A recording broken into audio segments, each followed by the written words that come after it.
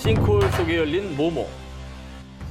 2022년 5월 중국 광시 좌ang족 자치구 러예현 동굴 탐험가들이 해당 지역에서 아주 거대한 싱크홀을 발견. 큰 화제가 됐습니다. 깊이는 무려 192m에 달하고요. 면적은 축구장 3개 면적과 맞먹는 어마어마한 크기였습니다. 190m면 한참 내려가는 거잖아. 엄청난 거죠. 엄청나죠. 세계적으로 거대한 싱크홀은 또 몇 개 있잖아요. 네. 문제는요, 싱크홀의 크기가 아니었습니다. 이 싱크홀이 아주 기묘하고 이상하고 놀랍고 신비로웠던 이유. 싱크홀 안에 울창한 원시림이 존재했습니다. 싱크홀 안에서 또 다른 지하 세계 원시림이 발견된 것입니다. 저거야? 네. 저 아래 봐요. 이 정도면 이거 뭐야? 울창하잖아요. 진짜 근데 울창하네. 햇빛이 진짜 넓으니까 햇빛 들어오는구나. 들어오지. 들어오네요. 와, 저 정도로 넓으면 그게 되는구나. 이거는 싱크홀이라고 봐야 되나? 너무 규모가 크니까 싱크홀이라는 말이 약간 안 어울리는 것 같아요. 위에서 안 찍으면 모르지 뭐. 아바타 같은 데 나오는 거. 네. 그렇지. 네. 싱크홀 속의 지하 세계는 놀랍게도 울창한 원시림 그 자체였습니다. 높이는 약 40m에 이르는 고대 나무들도 있었고요. 어깨 높이까지 올라오는 신비로운 식물들도 가득했습니다. 전문가들에 따르면 해당 싱크홀은 대규모로 공간이 충분하고 빛이 스며들 수 있는 독특한 구조로 이루어졌다고 하는데요. 그래서 예외적으로 아주 울창한 자연 환경이 조성될 수 있었던 거라고 합니다. 그리고 원시림이 워낙에 잘 보존된 덕에 식물뿐 아니라 여러 동물들도 서식을 하고 있다고 합니다. 정말 저 안에 어떤 생명들이 있을지 조사를 해보고 싶네요, 진짜. 어떻게 보면 저 지하 세계는 지구의 옛날 모습과 되게 비슷할 수도 있겠네요. 오. 그럴 수 있죠. 혼자만 발전하지 않은. 싱크홀 아래 숨겨졌던 원시림을 발견한 전문가들도 흥분! 새로운 생태계가 드러난 만큼 지질학적 그리고 과학적 연구 가치가 높다고 판단을 했고요. 그 미스테리한 지하 세계에 대해서 꾸준히 연구를 이어나갈 것이란 계획을 밝혔습니다. 모모를 내뿜는 돌. 2013년 9월 멕시코 북서부 소노라주. 이곳에서 발견된 이것 때문에 과학계가 발칵 뒤집혔습니다. 바로 이겁니다. 뭐야 이게? 에? 돌? 돌인가? 맥반석 아니야? 이거 저기 발 뒤꿈치에 굳은 살 긁어내린 그런 돌 아니야? 진짜 그 얘기를 합니까? 그거 말고 떠오르는 게 없는데. 크로스! 정말 놀랍게도 이 돌은 스스로 연기를 뿜어내고 자체 발광, 돌에서 빛까지 새어나왔습니다. 이런 돌 보신 적 있으십니까? 맥반석 오징어 밑에 있어. 맥반석에서는. 아, 그럼 불을 지지니까. 아, 그래요? 아니, 이거 자연발화인 줄 알았지. 야광돌 있잖아요. 야광돌. 아, 그거는 설마 오늘 주제 야광돌 형광 물질을 칠한 거죠. 그런데 말입니다. 더욱더 기묘한 건 빛만 나는 게 아니라 연기도 피어오릅니다. 이 표백제 원료인 염소처럼 고약한 악취를 풍겼고요. 이 연기가 닿은 종이 판자는 색깔이 변했습니다. 유독물질 아니야? 어디에서도 본 적 없는 이 괴상한 돌을 발견해 현지 주민들은 극도의 두려움을 느꼈고요. 결국 한 연구소에서 이 돌을 수거해 조사했습니다. 그리고 그 결과. 이 돌이 어디서 왔는지 출처도 불분명하고 돌의 성분도 파악할 수 없었습니다. 그야말로 돌의 정체는 미스터리. 전혀 밝혀내지 못했습니다. 아니 염소 성분이 들어간 광물은 많은데 네. 그게 발광을 하거나 그렇진 않는데. 일각에선 이 돌을 운석으로 추측하기도 했습니다. 그 예로 지난 2000년 중국 신장 위구르 자치구 푸캉시 인근 고비 사막에 떨어진 운석이 이 돌처럼 스스로 저렇게 빛을 냈기 때문인데요. 와, 대박이다. 너무 이쁘다. 저런 게 있긴 있군요. 네, 자체로 빛을 내는 운석들은 있었던 겁니다. 이쁜데? 하지만 멕시코에서 발견된 돌은 빛뿐만 아니라 정체불명의 연기, 악취까지 풍겼다는 점. 그것이 바로 미스터리였습니다. 이에 일각에서는 돌이 아니라 또 다른 생명체는 아닐까? 이 돌은 UFO의 흔적이 분명하다라고 주장했습니다. 외계에서 온 건 맞는 것 같아. 모양도 이상하고. 자, 이 돌이 UFO의 흔적, 외계에서 온 돌이라는 주장에 힘이 실린 이유. 이 돌이 발견된 멕시코 소노라주에서 불과 1년 전인 2012년 마치 외계인처럼 보이는 두개골이 대거 발견된 겁니다. 바로 저 모습이죠. 이건 너무 이상하다. 영화 에일리언이잖아. 저도 그 생각했어요. 어. 같은 지역에서 발견된 기묘한 두개골과 정체불명의 돌. 혹시 와, 정말 외계인의 흔적인 걸까요? 저 녀석의 흔적이라고? 야, 두개골 진짜 이상하다. 너무 궁금한데? 이거 어떻게 뭐 연구가 안 되나? 빛과 연기를 뿜는 괴상한 돌. 어쩌면 이 돌에 우리가 모르는 미스터리한 1급 비밀이 숨겨져 있는 건 아닐까요? 중국판 모모? 중국 스촨성 러산시에 위치한 헤이주거우 숲. 스멀스멀 피어오르는 안개가 자욱히 깔리고 검은 대나무들이 우거진 비경을 자랑하는 곳입니다. 근데 진짜 이쁘다. 풍경은 기가 막히네요. 그런데 이 숲에는 아주 무시무시한 전설이 깃든 곳이 있습니다. 현지인들에 따르면요. 1950년대 수십 명의 사람들이 저 계곡을 건넜지만 살아 돌아온 사람들은 아무도 없었어요. 헤이주거우 숲에 위치한 협곡. 이곳에 들어가는 건 자유입니다. 하지만 무사히 돌아올 수는 없습니다. 이른바 죽음의 계곡으로 불리고 있는 곳입니다. 뭐야, 무섭게. 저기서 뭔 일이 일어나는 거예요? 오, 오싹하다. 아니, 되게 예쁜 풍경이었는데 그 말 듣고 나니까 되게 무서워 보이네요. 음산해 갑자기. 보이죠. 네.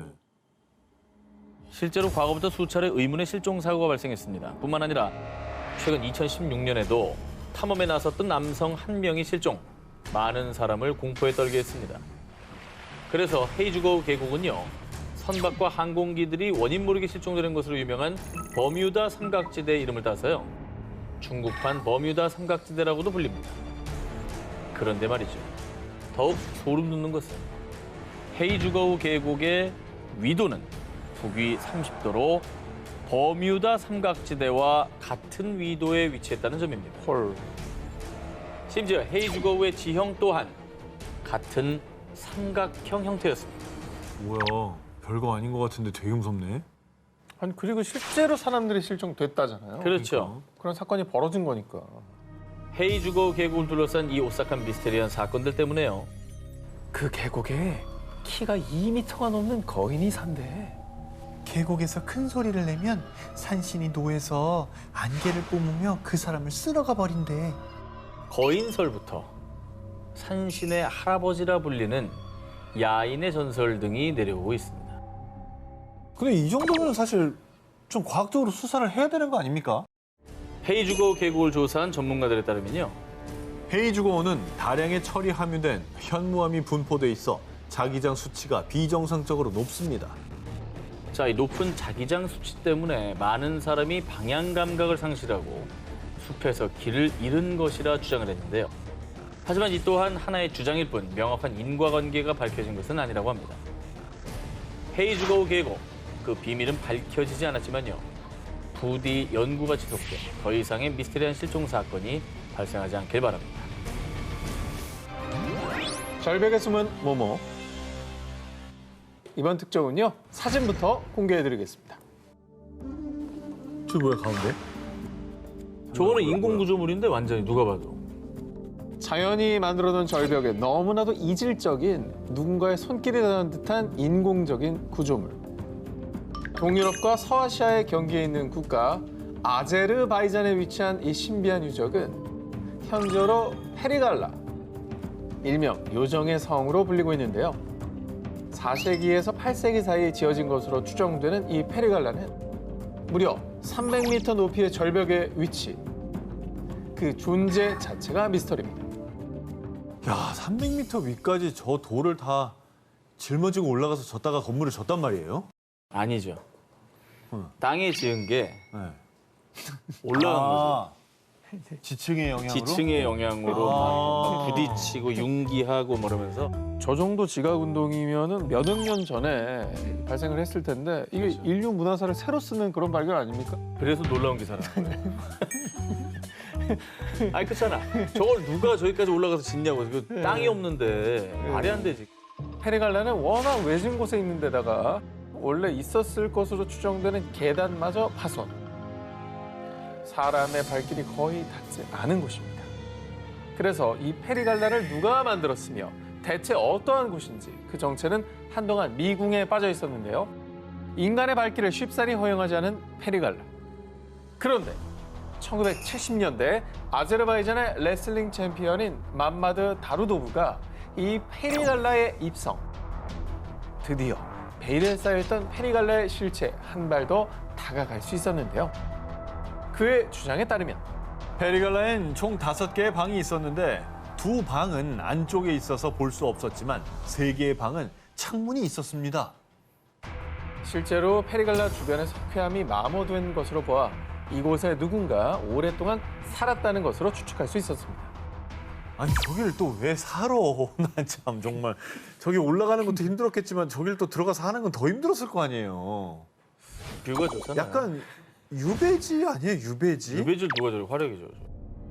페리갈라에 대한 궁금증은 여전했지만 지형이 워낙 험한 탓에 이 종교적 건물일 것이다 혹은 감옥이다 하는 추측만 난무할 뿐 대대적인 조사도 이루어지지 않았는데요.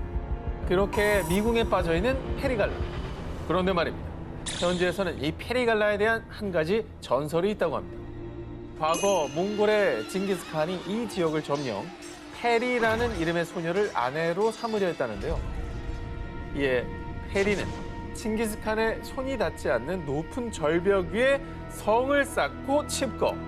와. 하지만 몽골군이 절벽 아래에서 진을 치고 기다리자 페리는 스스로 성에서 뛰어내려 삶을 마감했다고 합니다. 얼마나 싫었으면 저기까지 올라가 있나. 그래서 페리의 이름을 따서 페리갈라다. 인간의 발길을 거부하는 요정의 성 페리갈라. 이 성이 지키고 있는 비밀은 대체 무엇일까요? 이 검을 가진 자는 죽는다? 일본 에도 시대 사무라이들 사이에서 떠돌던 전설. 이 검을 가진 자는 모두 죽는다. 뭔가 저 되게 막 귀신이 씌었나 봐. 사연이 있나 보다. 전설 속 오싹한 검의 정체는 1500년대부터 도공 집단 무라마사가 만들어낸 무라마사 검입니다. 무라마사의 검들은 예리함과 실용성을 두루 갖추어 당시 많은 사랑을 받았습니다. 하지만 이 무라마사 검의 또 다른 이름은 목숨을 뺏어가는 요도, 일명 저주의 검으로 불리는데요. 이런 무시무시한 전설이 생긴 것은 에도 시대를 연 초대 장군 도쿠가와 이에야스와 연관이 있습니다. 요도 무라마사 전설에 따르면 도쿠가와 이에야스의 할아버지인 마스다이라 기요야스가 부하에게 살해당했을 당시 그때 무라마사 검에 의해 죽임당했다고 전해지고요. 그리고 도쿠가와 이에야스의 부친 역시 무라마사 검에 의해 살해당했습니다. 어이구. 야, 같은 검으로요? 같은 검으로 할아버지랑 아버지를 다. 그렇죠. 두 분 다 무라마사 검에 진짜 살해당한 겁니다. 못 씌웠나 봐. 여기서 끝이 아닙니다. 도쿠가와 이에야스의 자식 역시 무라마사 검으로 생을 마감. 아, 진짜? 그리고 본인 역시 무라마사 검 때문에 부상을 당했다고 전해지는 등 무라마사 검이 도쿠가와 가문에 재앙을 준다라는 전설이 전해졌고요. 이후 도쿠가와 가문에선 무라마사 검 소지를 금했다는 소문까지 돌았습니다. 혹시 진짜 도쿠가를 좀 저격하기 위해서 이런 검들을 만든 거예요? 원한이 있던지 아니면 뭐 사연이 있습니까? 그런데 이 무라마사 검에 의해 사망한 사람은 도쿠가와 가문뿐만은 아니었습니다. 1651년에도 무라마사 검을 가진 또 다른 사무라이가 사망. 이에 이 검을 소유한 사람은 모두 죽는다는 전설이 전해지며 저주의 검으로 악명을 떨쳤던 건데요. 야, 아니 그럼 누가 가지고? 가지기만 해도 죽는데. 근데 명검이니까. 저 시대의 무사들은 명검에 대한 욕망이 있었을 거 아니에요. 무라마사 검의 탄생 과정부터 오싹하기 그지없습니다. 전해져 오는 바에 따르면 뜨거운 온도에서 담금질 끝에 탄생하는 명검들과는 달리 이상하게 이 무라마사 검은 유난히 낮은 온도에서 탄생됐다고 하는데요. 혹시 정말 귀기가 서린 것은 아닐까요? 오. 근데 사실 뭐 워낙에 검도 많이 쓰는 시대였기 때문에 전설들이 있을 거고 그게 이제 악명을 떨친 게 아닐까요? 괜히 좀 덧붙여지기도 하고. 악명 높은 전설의 검 무라마사. 과거 많은 이들을 오싹하게 만든 이 요도는 이제 박물관에 봉인돼 있는데요. 다신 세상에 나올 일이 없길 바랍니다. 태평양 한가운데 자리한 미크로네시아 연방의 섬 폼페이에 대해 들어본 적 있으십니까? 아니, 폼페이 미크로네시아도 모르겠고 폼페이도 모르겠는데. 거기 이제 약간 조그만 섬 아니에요? 조그만 섬들 모여있는 그 중에 하나. 우리에게 많이 알려진 곳은 아니지만요. 이 폼페이의 남동부 테멘섬 연안에 오세아니아 최대 규모의 고대 해상 유적지가 있습니다. 일명 난마돌이라 불리는 이 섬은 자연적으로 형성된 게 아닙니다. 고대의 산호초 위에 건설한 인공섬들인데요. 우와. 17세기까지 폼페이를 지배했던 사우델레 우르 왕조가 건설한 것으로 추정, 석조 궁전, 사원, 영묘 등 당대 찬란했던 문화를 짐작케 하는 방대한 규모의 유적이 남아 있습니다. 저거를 바다 위에다 만들었다고? 어떻게? 대단하다 진짜. 이 난마돌은 존재 자체가 미스터리. 난마돌은 길쭉하고 거대한 현무암 기둥을 최대 15m 높이로 쌓아 올려 축조되었는데요. 그렇게 축조한 인공 섬의 수가 무려 92개. 와.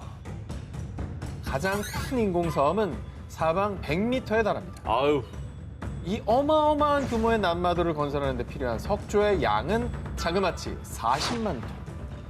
대체 누가 이 엄청난 양의 돌들을 가져왔을까요? 어마어마한 노예들이 동원됐을 거예요. 바다에다 어떻게 저게 되지? 저희 바다가 잔잔한가요, 저희가? 잔잔한다 한들.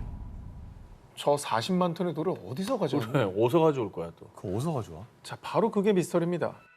난마돌은 방사성 탄소 연대 측정 결과 12세기 무렵부터 축조, 폼페이 섬의 화산 폭발로 형성된 이 현무암으로 축조했을 것으로 추측하는데요.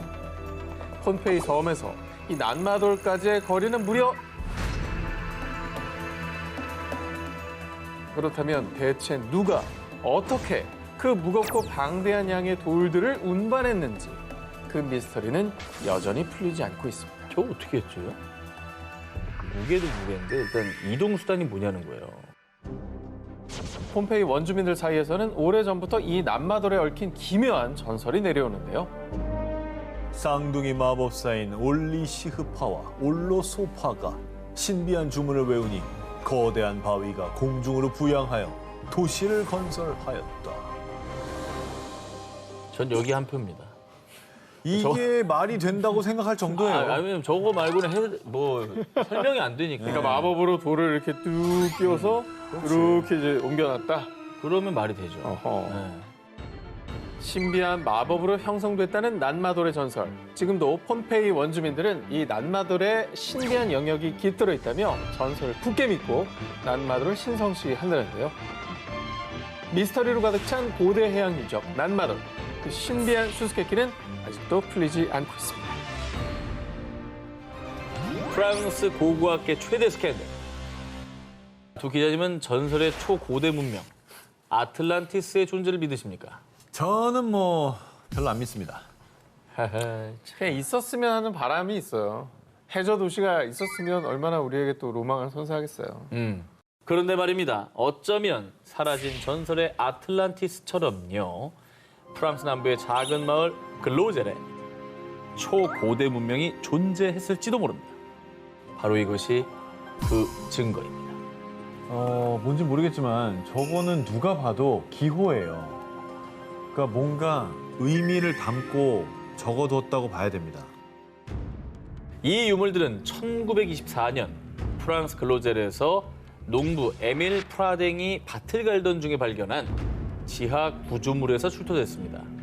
의사이자 고고학자인 몰레와 함께 본격적인 발굴에 돌입한 결과 뼈에 새겨진 동물 그림, 가면 등이 추가로 발굴됐고요. 이들은 1925년 충격적인 연구 결과를 발표했습니다. 글로젤의 유물은 최소 10,000년 전인 신석기 시대의 유물입니다. 이곳 글로젤에 초고대 문명이 존재했습니다. 아 근데 신석기 시대 이제서야 허허. 돌 쓸 때 문자가 있었어요. 그러니까 인류 최초의 문자는 저쪽 그 중동 어디예요? 수메르. 그쪽에 그게 나온 걸로 추정하잖아요, 우리는. 청동기 시대인가요? 아, 그래도 청동기. 신석기는 아니었던 거죠. 신석기는 아니, 석기 시대는 아니에요. 일단 저런 그 유물이 흔하게 나오던 게 아니기 때문에 일단 우리는 여기서 일단 의심은 해봐야 됩니다. 오케이, 이거 받아들이겠습니다. 진짠가? 등장과 동시에 고고학계에 엄청난 파문을 일으킨 근로젤의 유물. 이 엄청난 발견에 1926년 생제르맹 앙라이의 국립박물관의 관장인 살로몽 레이나흐가 근로젤에 방문을 했습니다. 조사해본 결과 근로젤의 유물들은 조사한 결과 진품이 확실합니다. 신석기 유물에 선명히 새겨진 문자. 이것이 바로 초고대 문명, 이른바 근로젤 문명의 존재 가능성에 힘을 실어준 것입니다. 박물관장이 얘기했습니다. 박물관 관장이면 그래도 학자시니까 그렇죠. 당연히 고고학자시겠죠. 네, 뭔가 있는 거라고 봐야 되겠는데요. 그런데 말입니다. 역시 근로젤에 직접 방문, 조사했던 유명 고고학자 앙리 브리유는요. 근로젤의 유물들은 대부분 위조한 것입니다. 잡지에 실린 선사시대 판화를 보고 조작해서 만든 거라고요. 라고 주장. 근로젤 유물의 진위 여부를 두고 학계의 상반된 주장이 첨예하게 대립했습니다. 누구는 진품이라고 하고 또 누구는 위조품이라고 하고 뭐가 진짜인 거죠? 야, 근데 사실 1920년 되면 연대 측정도 안 됐을 거고 기술이. 지금은 검증을 할 수 있지 않을까요? 이 사건은 수십 년간 고고학계 최대 스캔들, 근로젤의 유물, 희대의 역사적 발견인가 최악의 사기인가라며 논란의 중심에 서게 됐죠. 그런데 1993년 근로젤에서 신석기 시대로 추정되는 거석들을 발견, 근로젤 유물의 진위성에 힘을 실어줬습니다. 석판에 새겨진 해독 불가의 문자. 혹시 우리가 몰랐던 또 다른 초고대 문명을 상징하는 것은 아닐까요? 근로젤 문명의 진위 여부는 여전히 미스터리로 남아있습니다. 움직이는 관의 진실. 박물관도 아닌 무덤 속 관들이 살아있다면 믿으시겠습니까? 아니, 뭐 영화도 아니고 박물관 관이 어떻게 살아있습니까? 움직이는 관의 진실을 찾아 지금부터 저와 함께 떠나보시죠. 1812년 중남미 바베이도스. 당시 이곳으로 이주한 영국 출신 귀족 토머스 체이스는 생을 마감하면 가족묘에 안치되길 바랐습니다. 그가 사망한 후 그의 관을 안치하기 위해 체이스 가문의 가족묘인 지하 납골당의 문을 여는 순간 밀폐된 납골당 안에 안치돼 있던 100kg에 달하는 관들이 서 있거나 기울어져 있는 등 제자리에서 벗어나 흩어져 있었습니다. 무서워. 근데 그러면 도굴꾼이네요. 도굴하려고 막 다 뒤지고 세우고 막 했겠지. 막 그러면 뒤지고. 귀족 가문이니까 관 안에 뭔가 규정을 넣어놨을까 봐 이제 막 뒤지다 보니까 저렇게 된 거 아닙니까? 보석류를 막 찾은 거죠. 도난당한 물품이 있었던 것도 아니고요. 또 몇 년 동안 지진에 대한 기록도 없었다고 합니다. 사람들은 노예들을 착취했던 악덕 농장주 체이스 가문의 원한이 있는 누군가의 소행이라고 생각. 체이스의 관을 안치한 뒤 납골당을 더욱 치밀하게 봉인했습니다. 그런데 바로 다음 날 새벽 체이스 가문의 납골당에서 빛과 소리가 난다는 제보가 이어졌고요. 5명에서 7명이 힘을 모아야 할 만큼 단단하게 봉인된 납골당의 문을 뜯어낸 후 또다시 사람들을 놀라게 한 오싹한 광경. 무덤 속 관들이 240도 기울어져 있는 등 또다시 제자리를 이탈해 흐트러진 모습이었습니다. 봉인을 했다면서요? 네. 근데 또 누가 들어온 거예요? 원한이 있는 무슨 세력의 짓인가? 당시 납골당에는 외부의 침입 흔적은 물론 목격자나 비밀 통로 또한 없었습니다.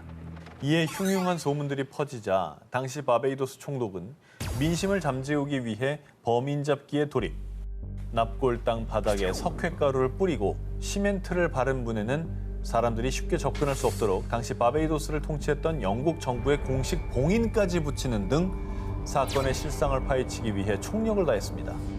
그리고 1년 뒤 사람들을 안심시키고자 다시 납골당의 문을 열었습니다. 다행히 석회가루 또 영국 정부의 봉인은 훼손당한 흔적 없이 그대로였는데요. 하지만 이번에도 관들은 아무런 흔적도 남기지 않은 채 또다시 자리를 이탈해 뒤엉켜 있었습니다. 지금까지도 여전히 풀리지 않는 수수께끼로 남아있는 바베이도스의 움직이는 관. 과연 그 진실은 무엇일까요? 수세기 동안 건재한 목탑의 비밀.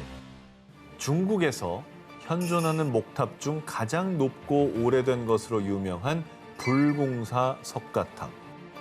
일명 응현목탑입니다. 높다. 높이가 67.31m입니다. 이런 높이임에도 무려 966년 동안이나 단 한 번도 무너진 적이 없이 보존되고 있어 신비한 수수께끼로 통하는데요. 13세기 원나라 시절에 규모 6.5의 지진 발생했고요.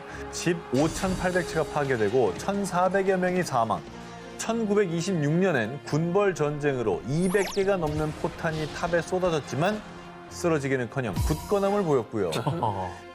심지어 1950년대엔 두 번의 낙뢰에도 목조 건물인 응현목탑만은 멀쩡했습니다. 무려 1000년에 가까운 시간을 건재해온 응현목탑의 내진, 낙뢰, 방제, 방화 능력은 중국 내에서도 미스터리. 중국인들은 탑에 신비한 힘이 있다고 믿었습니다. 다른 걸 다 떠나서 진도 9.0은 놀라운데요. 아니 나무라며. 틀어지지도 않나? 그러니까. 한간에 전해지는 전설에 따르면 석가모니께서 탑을 보호하고 계신다. 하늘에서 탑을 만든 노고를 치하하고자 탑을 영원히 보존하기 위해 용왕과 불의 신을 보내셨다. 1966년과 1974년에 걸쳐 탑 내에서 두 개의 치아를 발견. 조사 결과 이 치아가 바로 불치사리, 석가모니의 치아로 밝혀졌는데요. 그래서 전설 속 불치사리의 성스러운 힘이 탑을 보호한다고 전해진 겁니다. 와. 그리고 응현목탑을 지켜준다는 전설 속 보물이 또 있습니다. 응현 지역 전설에 따르면 탑을 보호하기 위한 3가지 보호주, 구슬이 존재. 불구슬은 천둥과 폭격을 막고, 물구슬은 홍수에서 탑을 보호하고, 먼지구슬은 먼지로부터 탑이 오염되는 것을 방지한다고 전해져 오고 있습니다. 1000년을 버틴 미스터리한 목탑. 정말 사람들의 믿음처럼 전설 속 보물들의 성스러운 힘이 재난으로부터 탑을 보호하고 있는 걸까요? 살생석에 얽힌 구미호의 저주. 이 이야기는 일본 고치기현 나스마치 지역에 전해져 내려오는 것으로 구미호가 봉인돼 해로운 기운으로 사람과 동물을 죽인다는 이름하여 살생석이라는 무시무시한 바위에 대한 전설입니다. 그건 진짜 전설이 일단 어마어마할 것 같은데요. 되게 궁금하네. 뭐 구미호는 뭐 전설의 고향 단골 소재니까 음. 어떤 스토리일지도 기대되네요. 일본 헤이안 시대 말기였던 12세기. 도바 일왕이 절세미인인 다마모노 마에가 입궁한 뒤부터 병으로 앓아눕자 사람들은 다마모노를 구미호라고 생각. 그녀를 화살로 쏘아 죽였습니다. 에이. 그런데 다마모노가 죽던 그 순간 주변 화산에서 가스가 분출. 그때 만들어진 화산석 하나가 유독 가스를 내뿜어 사람과 동물 등 생물을 해치자 사람들은 해당 바위를 살생석이라 부르며 구미호 다마모노의 혼이 봉인돼 있다고 믿었습니다. 900년 넘게 유독가스를 내뿜고 있는 거면은 확실히 저 돌은 범상치는 않아요. 그렇죠. 자, 그런데 말입니다. 2022년 3월 SNS를 통해 공개된 사진 한 장. 뭐야?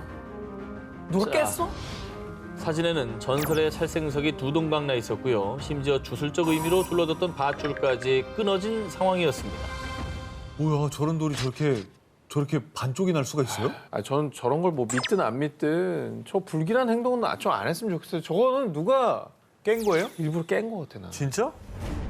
지역 언론은 균열이 있던 암석에 빗물이 스며들어 바위가 자연스럽게 약화된 거라고 주장.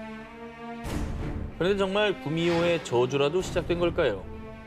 살생석이 두 동강 난 10일 뒤 인근 후쿠시마현 해역에 규모 7.3의 강진이 발생. 3명이 숨졌습니다. 뭔가 안 좋은 일이 자꾸 일어나네. 그렇죠.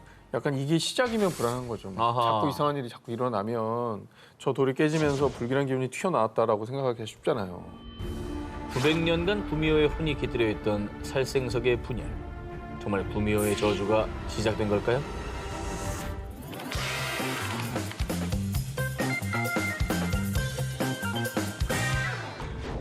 2006년 일본 일가족 살인 용의자 자살.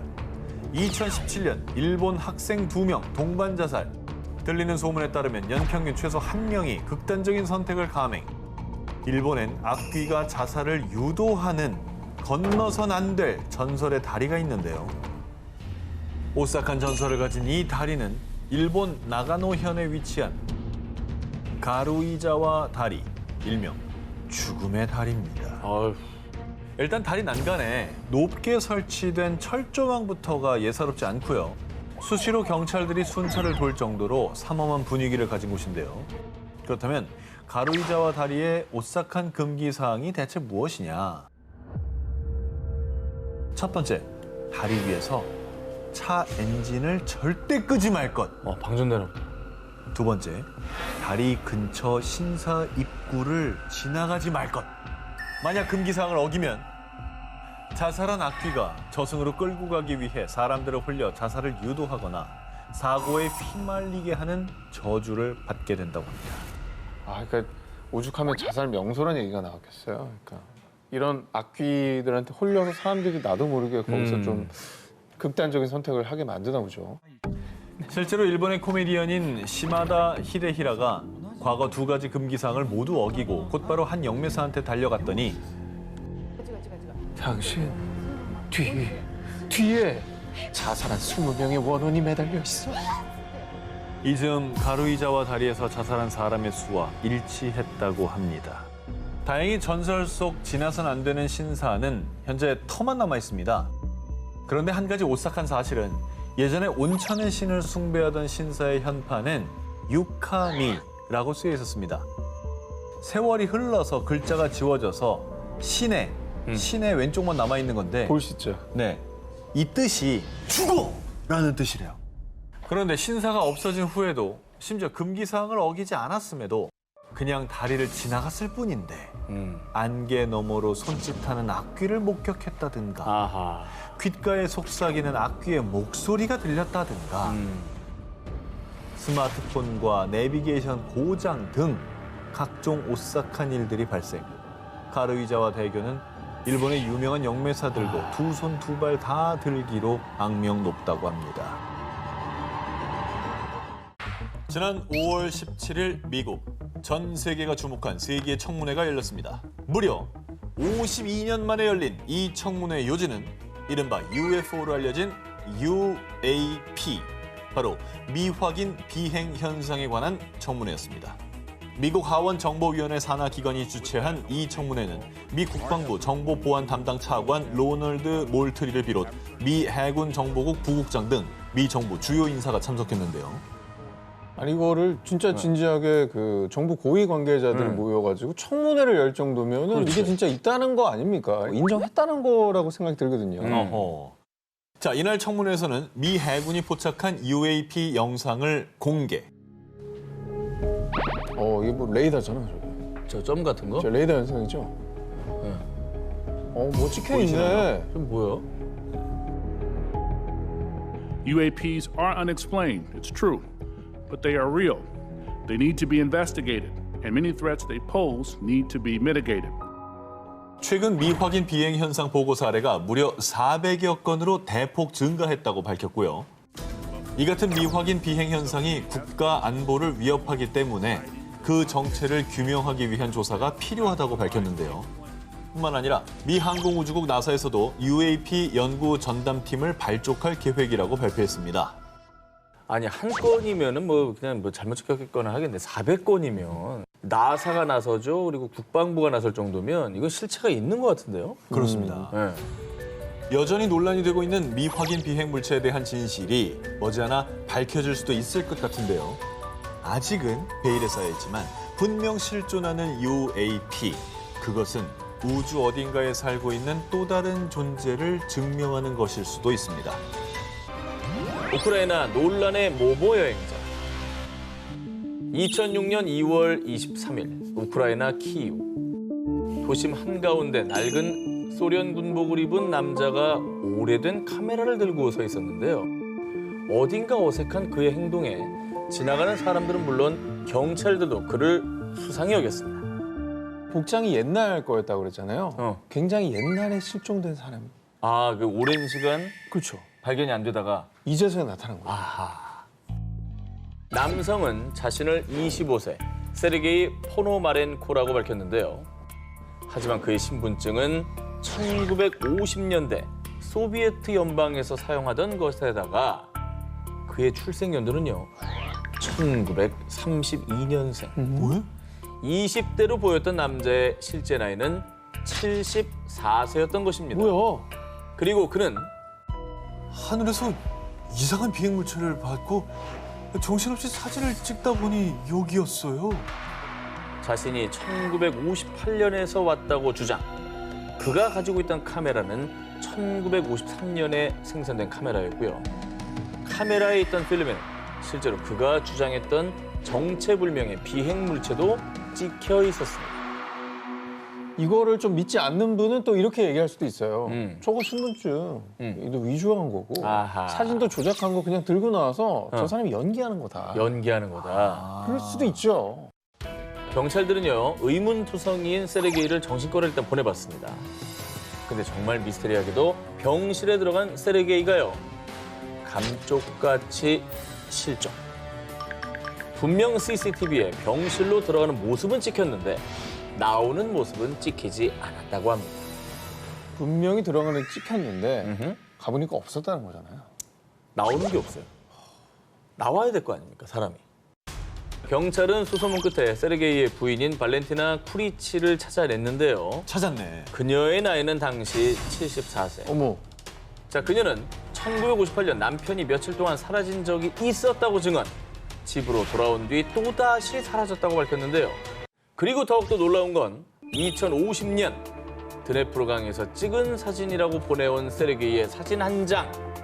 그의 모습은 40대였습니다. 사진 속의 드네프르강은 현실과 다르게 고층 빌딩들이 들어서 있어 또다시 시간여행 논란을 불러일으켰습니다. 해당 내용 우크라이나의 한 방송사 다큐멘터리를 통해 처음 세상에 알려졌습니다. 그러니까 이게 어디까지가 진실이고 어디까지가 허구인지 애매하긴 한 것 같아요. 네. 실제로는 말도 안 된다고 여기던 평행 우주론도 일부 과학자들은 이게 실제로 존재한다라고 주장을 하지 않습니까? 그러니까 이게 지금 아주 터무니없는 얘기는 아닐 수도 있어요. 세상을 떠들썩하게 했던 시간여행자 세르게이. 그는 정말 시간여행을 한 걸까요? 만약에 사실이라면 지금 그는 어떤 시간 속에 살고 있을까요? 모모에 포착된 거대 괴물. 자, 이번 특종은 사진 먼저 공개해드리겠습니다. 아, 이거 뭐 너무 유명하잖아요. 네스온가요? 아니 너무 고전하고 고전이라 나올 네. 게 없다라고 생각을 하시나 본데 없어요. 자, 두 기자님도 아시다시피 전 세계적으로 이건 뭐 너무나 유명한 미스터리죠. 네스오의 괴물인 일명 네시. 자, 무려 1500여 년 전부터 내려오는 오래된 전설 속의 괴물로요. 지금까지는 이 네시의 목격담만 무성했었는데요. 그런데 이번엔 단순 목격담이 아닌 네시의 실체를 파헤칠 뚜렷한 증거를 제가 여기에 가져왔습니다.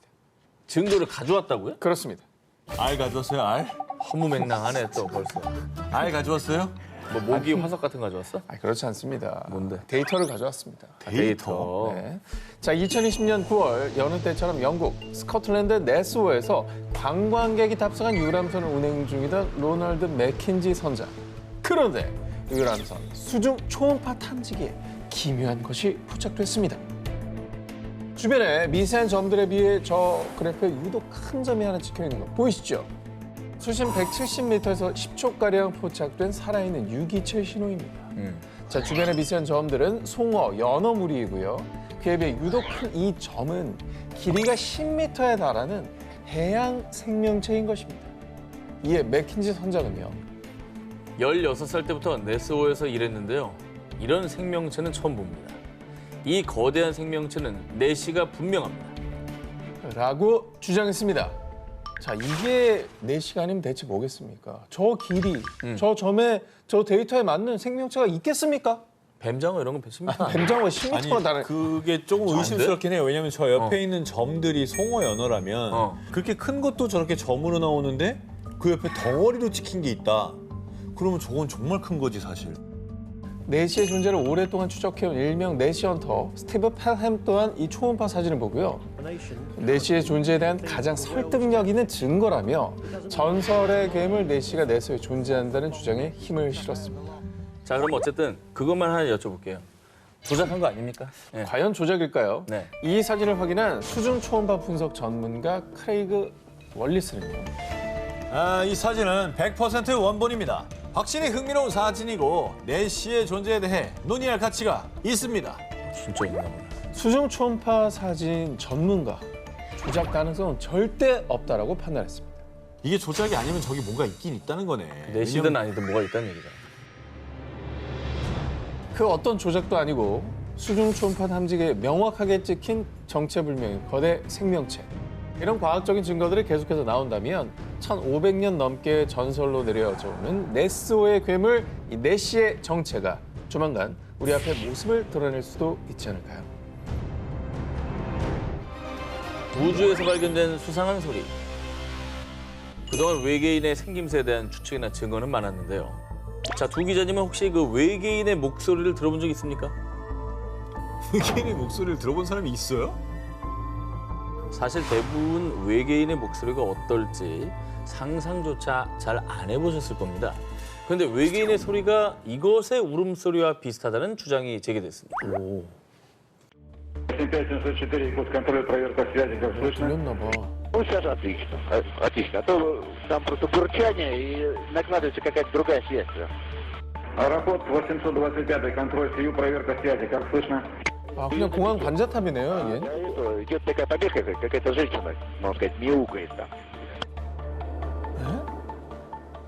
지금 들리는 바로는 어떤 여자가 고양이 소리를 내는 걸 들었다고 하는데 네. 요거를 외계인의 소리다 이렇게 생각을 하는 건가요? 외계인이 아니면 들릴 이유가 없지 않습니까? 그렇죠. 하늘에서 고양이가 울 리가 없지. 그렇죠.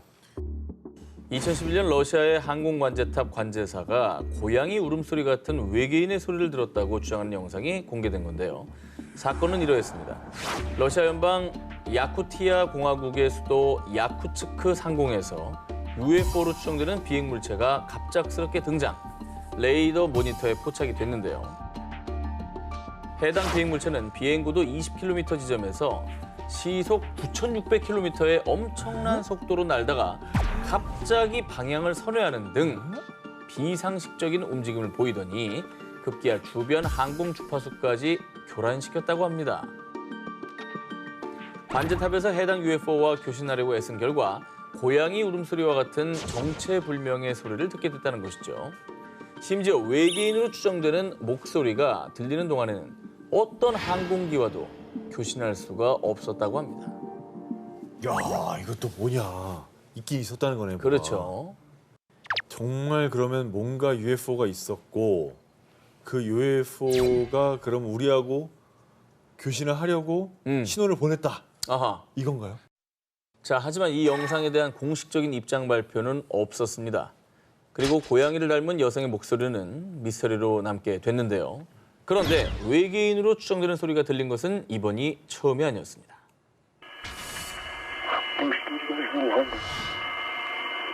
들리시나요?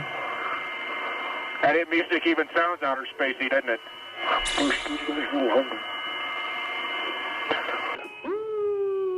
그러니까 워낙 이 기본적인 우주선의 기계음이 크긴 한데 들리거든요. 되게 작게 바람 소리 비슷한 거? 진짜 그런 게 있네. 그렇죠, 그렇죠. 요 해당 소리는요, 1969년 달 탐사를 떠났던 아폴로 10호가 달 뒷면을 가로지를 때 포착된 소리인데요. 보통 달의 뒷면에서는 지구와의 교신도 두절, 어떤 소리도 들리지 않기 마련인데 우주 비행사 헤드셋에서 이상한 소음이 들리기 시작한 겁니다. 비행사들은 의문의 소리를 나사에 보고, 하지만 나사는 해당 영상이 가져올 파장을 생각해 이 영상을 기밀로 유지했고요. 몇 년 후 기밀이 해제된 뒤 2016년이 돼서야 이 영상이 세상에 공개되며 화제가 됐는데요. 하지만 나사는 해당 소리는 외계인 소리가 아닙니다. 두 개의 다른 기기가 혼선되며 생긴 소리입니다. 라고 주장. 하지만 당시 아폴로 10호에 탑승했던 우주 비행사들은 이 사건에 대해 함구. 정확한 소리의 출처는 여전히 미스테리로 남아 있습니다. 우주에서 들려온 원인을 알 수 없는 소리들. 정말 외계인의 소리는 아니었을까요? 모모에 찍힌 미스터리 물체. 이번 특종은 과학계를 발칵 뒤집은 사진 한 장부터 먼저 보여드리겠습니다. 저 화난 거? 밝은 거? 아, 뭐야 저? 저 뭐야? 해파리야? 2012년 미국 텍사스주 휴스턴에 살고 있는 앤드리아 도브는 잭슨빌에 방문 전 길을 확인하기 위해 주의사의 사진 지도를 보던 중 아니 뭐야? 혹시 UFO 아니야? 자, 바로 텍사스주 잭슨빌 사진 지도에서 UFO로 추정되는 붉은색 비행 물체를 발견한 겁니다. 그러니까 이건 누군가 일부러 촬영한 게 아니라 사진 지도에 우연히 포착된 겁니다. 조작은 아닌 것 같아. 이건 그냥 그 G맵에 찍힌 거니까. 그리고 공식 맵에 올라와 있는 거예요. 포털에 그냥 올라와 있는 사진. 와. 도브는 이 문제의 사진을 언론사에 제보했는데요. 그런데 해당 언론사에서 사진 전문가에게 이 사진을 의뢰한 결과 UFO라기보다는 렌즈 플레어 현상의 일종으로 보입니다. 카메라 렌즈에 비친 강한 태양빛이 굴절과 반사를 거쳐서 마치 UFO처럼 보였을 뿐이라는 의견을 내놓았습니다. 아, 그러기엔 너무 선명하게 저 모양만 있잖아. 자, 그런데 아직 속단하기엔 이릅니다. 당시 문제의 사진이 포착됐던 곳 텍사스주 잭슨빌에서 약 1,600km 떨어진 인근 지역 뉴멕시코주의 아코마 푸에블로에서도 정말 놀랍게 아까와 똑같은 UFO가 또다시 포착된 것을 볼 수 있는데요. 똑같네. 여기도 보면 이 빗무리가 똑같이 있잖아요. 그렇습니다. 그러네. 쥐사 UFO랑 같이 다니는 거 아니야? 이 사진 찍으려고? 자, 사진 한 장은 우연히 잘못 찍힌 것이라고 하더라도 인근 지역 지도에 이 두 장이나 연속으로 UFO가 포착됐다는 건 이 수상해도 너무 수상하지 않습니까? 그리고 결정적으로 텍사스주와 뉴멕시코주는 유독 UFO와 외계인 목격담이 많은 곳입니다.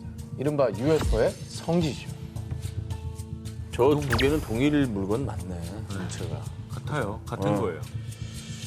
인근 지역에서 똑같은 녀석이 2번이나 저렇게 찍혔다. 저 친구는 진짜 있는 애일 가능성이 커요. 이렇게 수상한 점이 한두 가지가 아닙니다만 당시 언론사에서는 그 진실을 알기 위해 G사 본사에서도 연락을 취했지만요. G사로부터는 그 어떤 답장도 받지 못했습니다. 심지어 지금은 G사 지도 서비스에서 2개의 사진 중 한 장은 사라진 상황입니다. 왜 한 장만 치웠지? 저는 미국 국방부가 전화했네. 아니 치울 거면 둘 다 치우지. 왜 한 장만 치웠지? G사의 무응답이 그저 침묵이었던 건지 아니면 혹시 숨기고 싶은 무언가가 있었던 건지 대체 진실은 무엇일까요? 파라과이 공포의 모모. 이번에 제가 소개해드릴 특종은요. 2015년 파라과이의 한 매체가 보도, 인근의 주민들을 공포에 떨게 한 사건입니다. 화면 보시죠. 아, 이거 심장을 좀 부여잡고 보세요. 아, 굉장히 무섭습니다. 뭔데? 개구리야? 뭐야 이게? 손이다. 아, 너무 이상하다 저거. 어우, 뭐야 저게?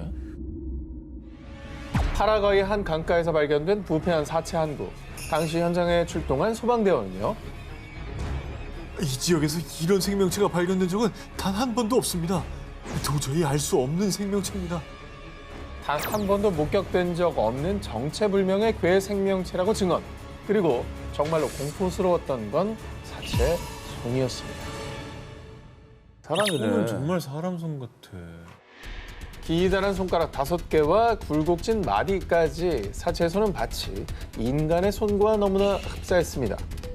게다가 사체 전체의 모습을 보면 키는 약 50cm, 머리의 손, 발의 형태까지 혹 익산 아이의 시신이 아닐까 싶었지만요. 엉덩이에 길쭉한 꼬리가 있는 걸로 보아 인간은 아닐 것으로 추측되는데요. 사체를 확인한 일부 전문가들은 사체의 생김새로 봐서는 검은 고함 원숭이나 꼬리 감는 원숭이일 가능성이 있습니다. 하지만 확실하진 않네요. 자, 이렇게 괴 생명체의 정체를 두고 설왕설래했습니다. 근데 저렇게 지금 저 나무 막대기로 이렇게 들었잖아요. 얼굴 쪽을. 얼굴이죠. 이렇게 보니까 좀 원숭이 같긴 한데 근데 원숭이도요. 손이 사람 손이랑 비슷해요. 저렇게 엄지가 맞아. 새끼 손가락처럼 저렇게 생기지 않았어요. 그게 되게 이상한 거지 사실. 그런데 말입니다. 더욱 미스터리했던 점은 사체 주변에서 발견된 다른 동물의 것으로 추정되는 머리뼈. 어머머머. 미지의 사체 옆에 몸통도 없이 머리뼈만 덩그러니 남아있던 이 풍경은 모두를 공포에 떨게 했습니다.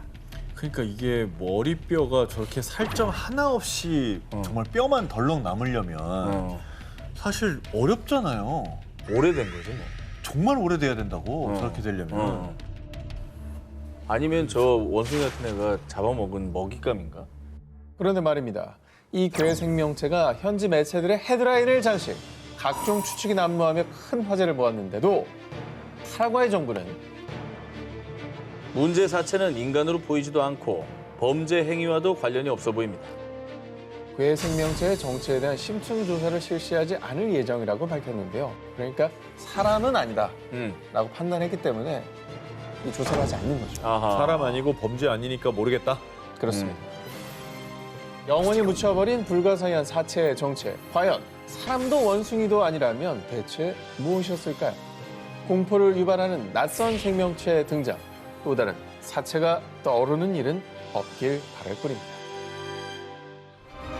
또 다른 UFO 맛집은 뭐뭐? 여름 특집하면 빼놓을 수 없는 존재죠. 저희도 매년 그 흔적을 추적하고 있는 UFO. 그런데 새벽 6시. 번쩍번쩍하네. 뭐죠? 저것만 봐서는 뭐. 그러니까 하늘에서 이제 빛이 번쩍번쩍하게 나는 건데 어. 보통은 뭐 비행기나 아니면 요즘에 인공위성도 가끔 그렇게 보인다고 하더라고요. 2021년 12월 8일 새벽 6시 홍콩 주름반도에서 UFO로 추정되는 물체가 여러 시민에게 목격. 둥글고 납작한 타원형의 물체가 엄청 높게 날더니 막 파란색, 녹색, 흰색 여러 가지 빛을 내더라고요. 무려 약 1시간 동안이나 비행. 당시 홍콩 시민들 사이에서 UFO가 나타났다며 화제가 됐습니다. 그런데 말입니다. 더욱 놀라운 사실. 하늘이 좀 밝은데요?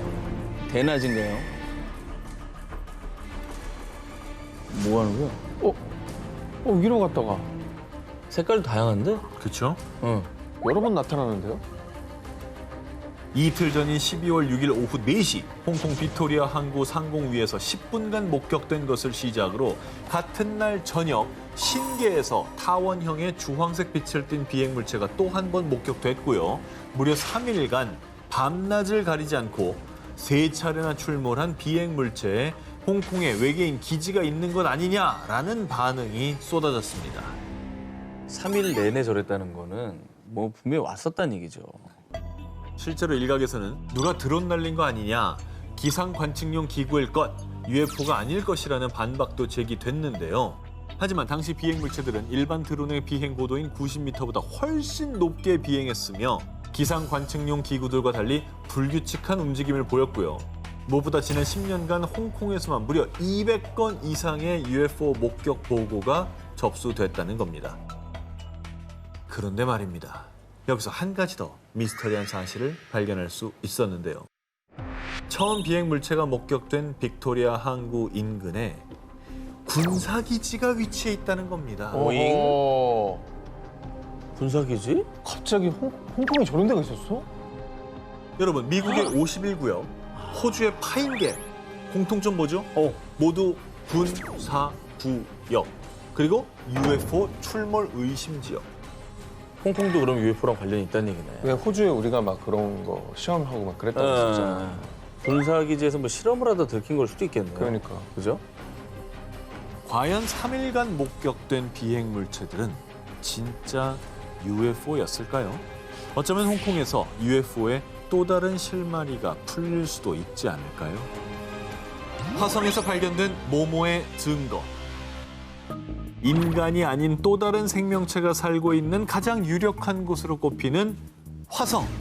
이번엔 이곳에 생명체가 존재한다는 강력한 증거를 준비했습니다. 뭐야? 아, 입구예요? 그렇죠. 출입구입니다. 방금 보신 이 사진은 2022년 5월 나사의 화성 탐사 로봇 큐리오시티가 찍은 사진입니다. 높이 30cm, 너비 40cm 정도로 아주 작은 이 네모난 사각형. 당시 이 사진이 공개되자 이건 화성에 사는 외계인들의 출입구다. 또 다른 지하 세계로 가는 텔레포트다. 또 다른 생명체가 존재하는 증거라며 전 세계 누리꾼들 사이에서 뜨거운 반응이 이어졌습니다. 근데 외계인이라고 했는 걸 인정했을 때 네. 아까 30에서 40cm라고 했잖아요. 네. 되게 어쨌든 체구가 작나 봐요. 그 탐사 로봇 같은 거 자꾸 보내고 그러니까 직원들 눈에 안 띄려고 자기 사이즈를 줄이는 거죠. 네. 나사의 발표에 따르면 네, 균열로 인한 자연 현상을 부릅니다. 에이. 또 다른 학자들 역시 침식으로 인한 자연 현상이라며 외계인의 출입문이 아니라고 부정했습니다. 아니, 자연현상으로 저렇게 직선으로 어떻게 저렇게 딱딱 뚫려. 근데 가끔 가다 뭐 또 그런 거 있잖아요. 이렇게 뭐요? 뭐 무슨 바위인데 와 이거는 누가 이렇게 사람이 안 잘랐는데 네모 반듯해? 그런 거 있긴 하거든요. 아 근데 저거만 있잖아. 그래서 화성에 생명체가 존재한다는 확실한 증거 제가 하나 더 가져왔습니다. 뭐야 저게? 자갈? 야, 뭐 선인장같이 생기지 않았나요? 오! 선인장이에요? 그 생명체가 있는 거네.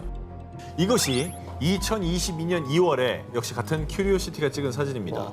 마치 선인장이나 꽃처럼 보이지만 나사에 따르면 황산염 성분으로 된 광물이라고 합니다. 아 생물이 아니라고? 네. 돌이네 그냥. 그런데요, 이게 왜 생명체가 존재하는 증거냐? 황산염은 물이 증발하면서 그 주위에 형성되는데 이건 화성에 한때 물이 흘렀다는 증거죠. 화성에서 발견된 저 황산염으로 된 광물이 바로 과거에 물이 존재했다는 증거, 그러니까 생명체가 존재했을 수 있다는 증거인 셈입니다. 화성 탐사는 아직도 무궁무진하니 앞으로 얼마나 놀라운 발견을 할지, 내년에 또 새롭고 놀라운 소식을 전해드릴지 기대해봐도 좋지 않을까요?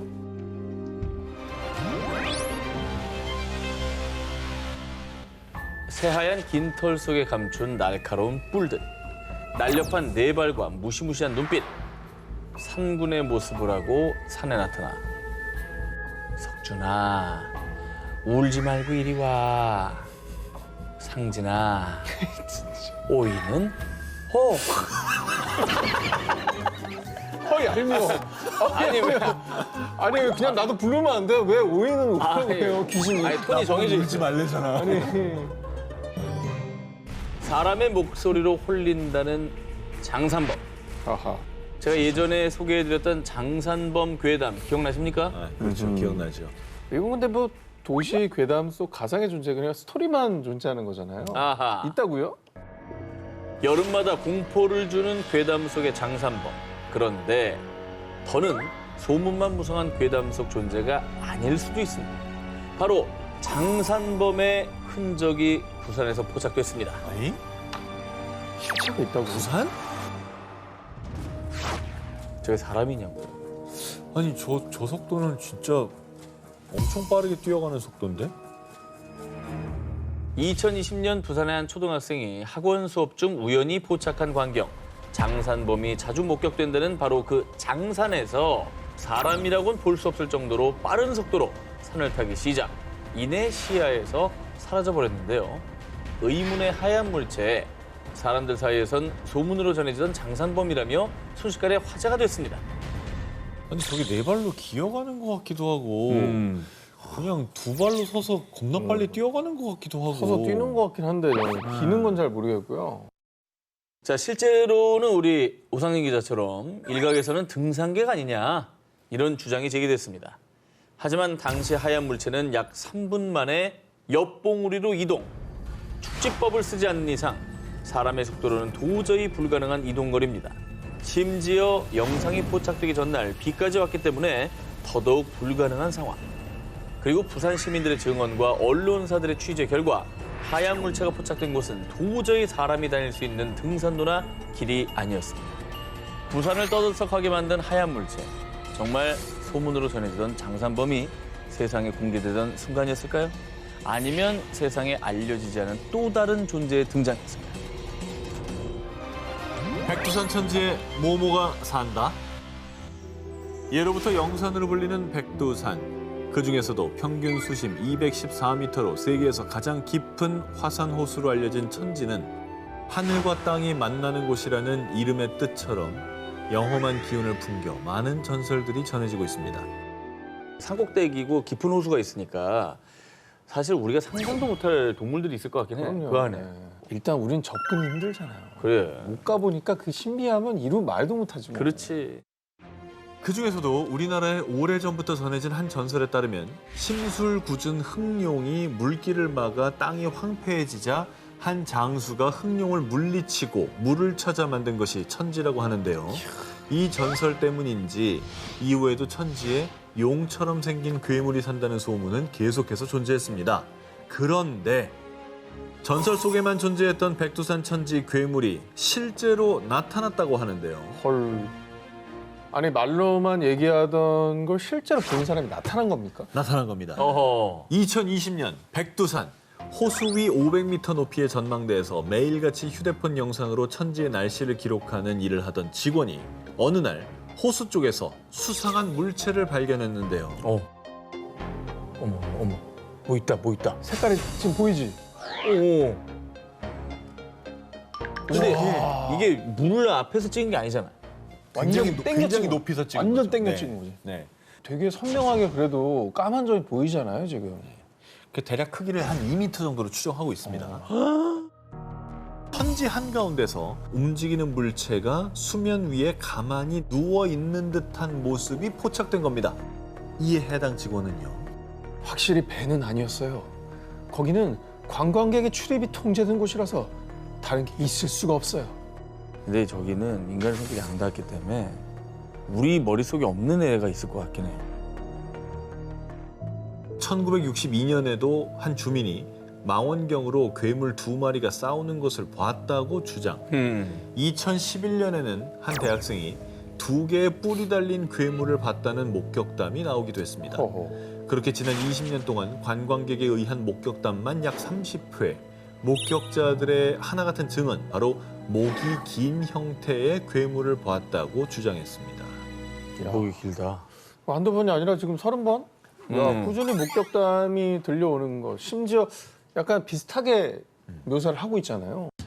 100년 넘게 지속된 백두산 천지 괴물의 전설. 과연 천지 괴물은 실제로 존재하는 걸까요? 아마존에서 발견된 고대 도시. 과거 역사 속 수많은 고고학자가 전설의 도시 엘도라도를 찾기 위해 아마존을 찾곤 했는데요. 그런데 21세기 아마존에서 엘도라도보다 더 위대한 곳을 발견했습니다. 바로 소문만 무성했던 미지의 존재. 카사라베인들이 살던 도시를 발견한 건데요. 카사라베가 뭐야? 카사라베인이 뭐예요?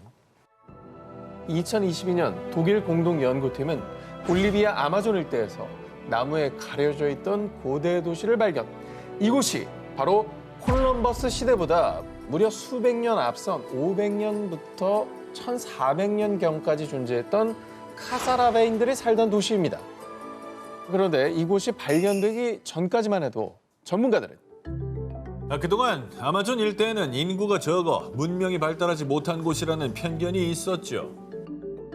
하지만 연구팀에 따르면 발견된 이 도시는 볼리비아 아마존강 유역 4,500제곱킬로미터에 총 26개 구역으로 나뉘어져 있을 정도로 대규모 문화권이 형성되어 있고요.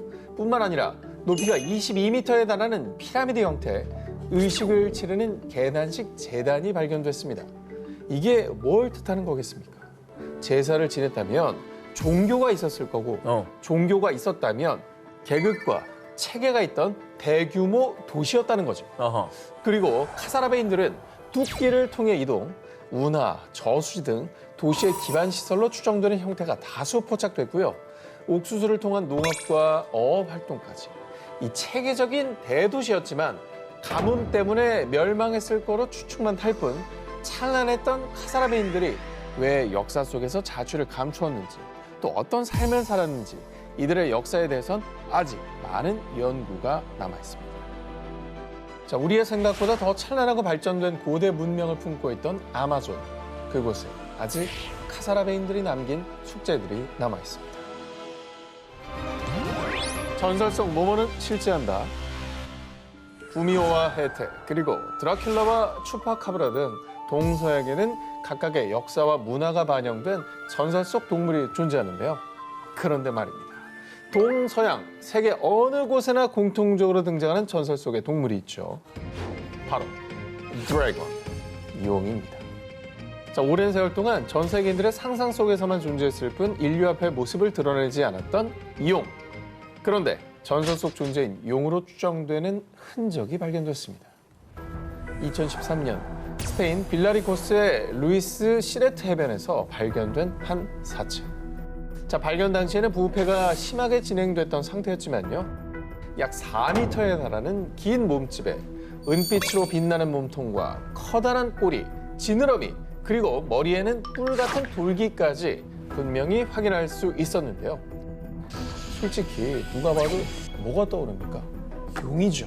용이라고 보기에는 뭐 저런 애가 없을 거야. 심해어 같은 애 중에 저런 애 있지 않겠어요? 아니야, 이거는 좀 용 같아. 앞에 뿔 달렸잖아요, 저 머리에. 예. 저기 보이죠? 뿔 이렇게 저게 돋아있는 뿔이에요? 거. 뿔이 있다고요. 이거는 물고기스럽지는 않아요. 해당 사체를 살핀 해양생물 전문가들조차 정확한 답변을 내놓진 못했습니다. 근데 저건 진짜 작은 사이즈가 아닌데 용케 사람들 눈에 안 띄고 잘 살았다, 그동안. 자, 일각에서는 사체의 뼈 구조, 형태 등으로 미뤄보아 산갈치의 일종 혹은 환도상어의 일종으로 추정했는데요. 전문가들은 정확한 정체를 알기 위해서는 유전자 검사를 해야 하지만 매우 막대한 비용이 드는 만큼 이 투자자를 찾기가 쉽지 않다고 밝혔습니다. 자, 그리고 그 사이 이미 부패가 많이 진행된 이 괴생명체의 사체는 위생상의 이유로 매장됐다고 합니다. 이제는 영원히 묻혀버리고만 용을 닮은 괴생명체 비밀. 정말 전설 속 용은 실제했던 걸까요?